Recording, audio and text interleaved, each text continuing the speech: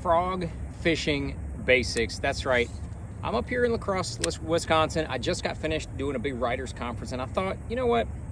I'm gonna shoot a little video talking about frog basics, break down the equipment. I got my frog box down here. We're gonna talk about what type of frogs. We're talking about regular frogs, colors, the type of equipment, how to set the hook, type of cover you're gonna look for.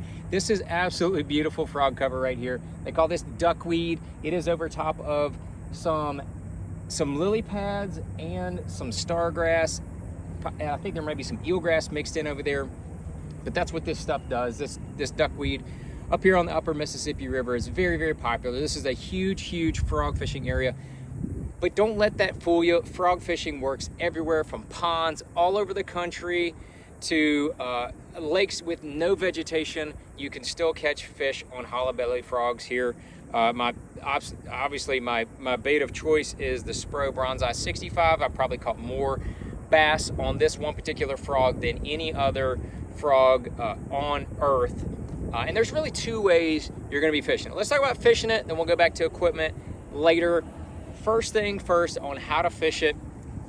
If you have matted vegetation like this right here, or you possibly could have some willow grass, something emergent, that is going to be key, great areas to throw a frog. You're going to throw that frog out there, let it land on the mat, let it sit for a few seconds, and then you're going to give it short little twitches, and you want that frog to hop just like that. It's going to hop, make short little twitches, and then you're going to let it pause. You'd be surprised how many bass you're going to catch on these mats when that thing is paused. Matted milfoil is another one I failed to mention. If it's just straight milfoil, comes to the surface and matted, primo frog country. That is primo what I'd be looking for to throw a frog in the warm weather season. But as you can see, I'm just going to be kind of hopping it across that duckweed right there. And then another key portion is when you fish it to the edge of that duckweed or whatever matted vegetation, you're going to get it out there into that open water. A lot of bass will track it under that mat and wait until it comes into the open surface, and then they're going to crush it. So as soon as that thing clears into the open water, you're going to try to make 2 or 3 twitches like you would a topwater walking bait. Give it 2 or 3 little twitches on slack line and try to make that thing walk 2 or 3 times and then let it rest. That is a big deal. If it's a calmer conditions, like we have very little wind here, just a teeny little ripple, post-spawn conditions, times when things are a little tougher on the fishing, that's definitely when I'm usually going to go to the regular Bronzeye. Now I'm going to pick up the popping frog, the popping version, anytime that there's a little heavier ripple or I'm trying to draw fish from further distances, really trying to create some commotion. There are times when that popping frog outproduces the regular frog like 3 to 1, 4 to 1. But then there are times when the regular Bronzeye. So you got to keep both of them in your mix. Equipment is a big deal with frog fishing. Braided line is an absolute must. Sunline X Plasma 50-pound braid is hands down my go-to. Super strong line. Great line. You're always going to tie a Palomar knot with that braid.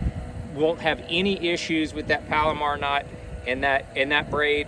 You want to have a heavy action rod. If I'm fishing targets, I'm going to have a 7-foot heavy action Cashion frog rod.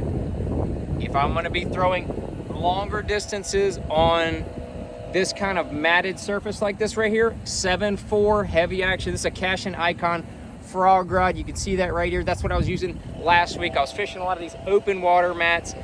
Second day of the tournament, I caught my biggest fish on a frog in one of these open water mats, making a long cast. And when they bite it, no matter the condition, when they bite it, you have to put the absolute wood. I mean, the absolute wood to them. You want to just crack that fish. You want to hear that braided line go just like that. When you hit them really hard. You got to penetrate that hollow body to get that EWG hook wedged into the roof of their mouth. And once you get them pinned, you just keep cranking, keep bringing them in. and you're gonna have no issues at all getting those fish in the boat. Most people that lose fish on a frog don't set the hook hard enough. I mean, I cannot emphasize that enough on hitting them hard as you can. And I'm talking like 14 inchers, 4-pounders, and 8-pounders. You got to crack them all. You're going to have your drag tightened all the way down. Always have a high-speed reel. I use a Daiwa Tatula, either a 7-to-1 or an 8-to-1. You want to have a super high-speed reel. So what happens is when you're hitting that frog, you get off of that mat. One comes up there and blasts it in that open water. A lot of times they'll come just racing at you, and you've got to be able to reel up a lot of line before you put some wood to those fish. I know pros, even Dean Rojas has lost some really big fish in tournaments because they blow up and then they can't catch up to them before you put that big wood to them. So that's a big deal. I'm gonna get my frog box, show it to you here. Here's my Spro frog box. It is jam-packed full of bronzeye frogs, all in the 65 and the Poppin', assorted colors. Black is probably my go-to #1 favorite. I think there's a huge shadow factor with black. They can't really tell what it is. They know it's a silhouette. I like it in darker skies, dark conditions, or when the water's really clear. That seems to be a good deal. Or if I've got a little stain in the water, I'm gonna go with something with a little brighter belly, like this one right here. I think that's Outback. I've caught a lot of fish on that. And then the bluegill color right here, that's kind of the other category. It's black, white, or shad color. White and the shad color is kind of the same. I like something with some sparkles on it, like that color right there. I love that. Clear chartreuse is also a great color. I do make a couple modifications to my Spro frogs. On quite a few of them, I will take. Trying to find you one that I've modified. I'll take and just cut a little hole in the back of it so that it drains easily. And then sometimes I'll trim up the legs just a little bit, but not a much. I mean, the Bronzeye 65s usually out of the pack are really close. You don't have to do anything to the hook because that's really the Gamakatsu 4/0 double frog hook. In the popper, it's the 3/0. That's really the deal. So Spro Bronzeye is hands down my go-to. There are other decently made, well-made frogs, I'll say. Now, early on, 10-15 years ago, there just weren't many good frog options as far as color, as far as different things like that go. But now, Spro is kind of the standard with the Bronzeye. Now other companies have kind of followed suit. They figured out what Spro was doing, but Spro is still the leader in the industry. That's still what I count on in tournaments. And I don't care if I didn't have Spro on my jersey or not. I would still be throwing that Bronzeye frog. I've just caught so many big ones.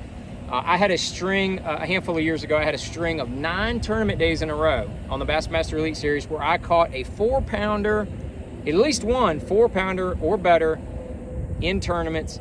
9 days in a row. It went through 3 different tournaments. I believe it was like the end of one, 3 days in another, and then I think it was 4 days in the other, 2 days, yeah, something like that. But it was down. Most of those tournaments were in Alabama, and in one of those was a 4-pounded spotted bass on the Alabama River. That was pretty exciting. But really, a lot of big fish, a lot of exciting action. And like I said, works in ponds, works in rivers, especially like the Mississippi River here up in La Crosse, Wisconsin.